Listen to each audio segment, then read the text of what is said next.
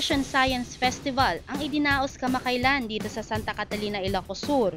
Ang tema nito ay Science Clubbing towards a more science-conscious citizenry. Ito'y ginanap sa Santa Catalina Central School na dinaluhan ng iba't ibang schools ng buong Ilocos Sur. Iba't ibang contest ang pinaglabanan ng mga estudyante.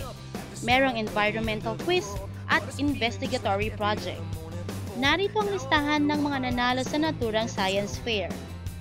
Sa Environmental Quiz Bee Grade 1, Environmental Quiz Bee Grade 2, Environmental Quiz Bee Grade 3, Environmental Quiz Bee Grade 4, Environmental Quiz Bee Grade 5, at Environmental Quiz Bee Grade 6. Narito rin ang list ng winners para sa investigatory project. Sa oyster shells, sa soap and rose petal, at sa kuribet-bet as a stain remover. Let's see how far we've come. We could turn 10 o'clock, but I don't really know. And I can't remember